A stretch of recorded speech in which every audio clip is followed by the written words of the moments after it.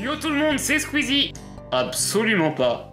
Je suis très heureux de vous retrouver et de trouver de nombreux nouveaux abonnés suite à mon passage sur la chaîne d'Edouard. Donc bienvenue à vous, tous. Merci. Mais aujourd'hui, là n'est pas le sujet, nous allons parler d'un fan-film bien de chez nous, un fan-film français, un fan-film parisien, qui n'est autre que L'idiot et le faucon.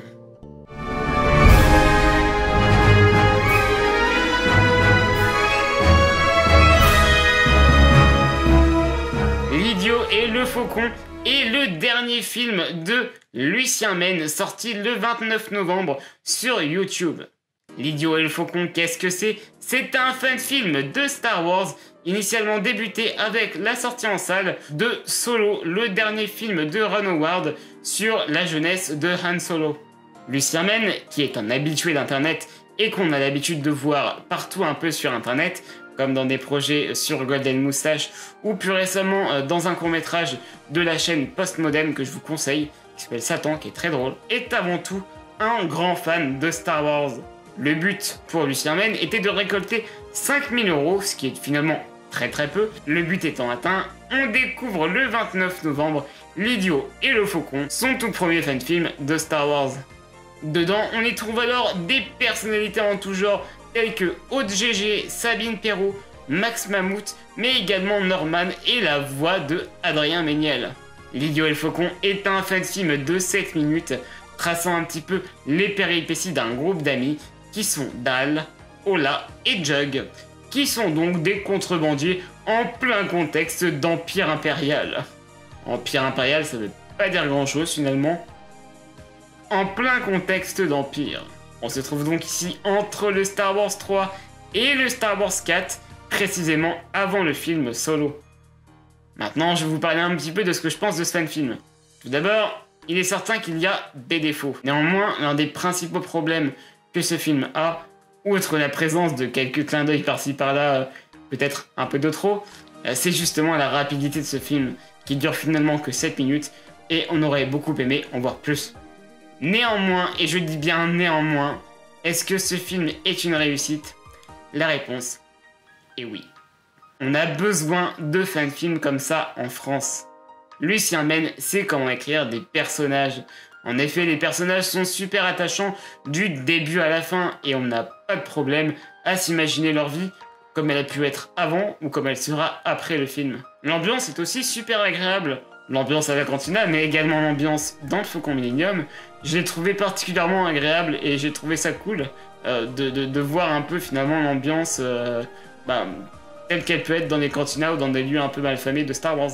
Techniquement aussi, c'est super beau. Il y a des plans d'extérieur où c'est certes de numérique, mais je trouvais que ça avait quelque chose vraiment de profondément authentique et c'était pas le numérique trop propre qu'on pouvait voir et qu'on peut voir parfois dans certains fan-films également, mais c'est pas le numérique un peu propre qu'on pouvait voir dans les films Star Wars 1, 2 et 3 qui sont sortis depuis 98, où justement tout était un peu trop propre, trop clair, trop propre sur soi. Là finalement c'est des prouesses techniques qui rendent la chose un peu malfamée, et je trouve que ça rend particulièrement bien. Néanmoins attention, ce que je suis en train de dire, c'est pas que le critère visuel est important dans un fan-film. Il ne l'a jamais été, attention. On peut faire un fan-film de Star Wars avec 2 bouts de bois et une tente, et ça peut être très bien. Mais néanmoins, quand c'est beau comme ceci, je pense qu'il faut le relever. En plus, les costumes sont chouettes, et même si on est face à, certes, des personnages un peu comme Han Solo, notamment le personnage joué par Lucien Mène, qui n'est autre que Dal, eh bien, finalement, les personnages sont cool et leurs vêtements et l'esthétique globale du fan-film, je l'ai trouvé chouette. En plus, l'humour est agréable. En quelques minutes seulement, on arrive à avoir quelques rires et quelques peurs également, donc ça c'est assez chouette. Pourquoi est-ce que ce film est si bien et pourquoi est-ce que ce film est si important dans le monde des fan-films en France? Eh bien, c'est tout simplement parce que le film est fait avec amour, et ça se ressent de la part de Lucien Mène. C'est un fan inconditionnel de Star Wars, et il a fait un film Star Wars tel que lui en voulait voir un. Il fait appel à sa bande de potes, et c'est très chouette. C'est ça qui est beau, c'est que même si finalement c'est un film qui a été fait avec des personnes plus ou moins connues d'internet, on sent bien l'artisanal qu'il y a derrière, et ça se ressent, et c'est super agréable de voir ça justement parce que Golden Moustache et toutes ces productions nous ont un peu permis d'avoir toujours des attentes hautes, et encore une fois des images très léchées, très propres et très conventionnelles. Mais ici, on a finalement affaire à des personnes qui sont dans le système de Golden Moustache ou des courts-métrages sur YouTube, ou même de l'univers YouTube depuis des années, hein. Mais finalement, il y a quelque chose d'artisanal qui fait que le film est super agréable à voir en fait. Et c'est ça que j'ai trouvé particulièrement cool avec L'idiot et le faucon, c'est que malgré le degré de professionnalisme de toutes les personnes qui sont et qui ont bossé sur le film, on voit l'amour que les gens ont pour ce qu'ils font, et on voit que c'est un film qui a été fait entre potes, qui a été fait de manière artisanale et non pas conventionnelle. Et c'est ça finalement un peu ce qui est cool avec le fan-film. Le fan-film, ça permet justement de faire quelque chose en dehors des sentiers battus. Ça permet de se faire plaisir, de réaliser ses fantasmes, nos désirs les plus fous. Et bien je pense qu'avec L'idiot et le faucon, c'est ce que Lucien Mène a réussi à faire parfaitement bien. Le fan-film est sincère, et ça se voit à l'écran je pense.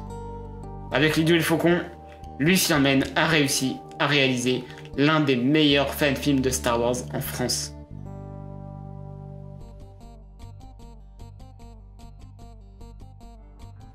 Quoi qu'il en soit, je vais vous laisser là, et on se retrouve pour de nouvelles vidéos, dont une vidéo top des fan-films de l'année 2018. Je sais pas vous, mais moi j'ai super hâte.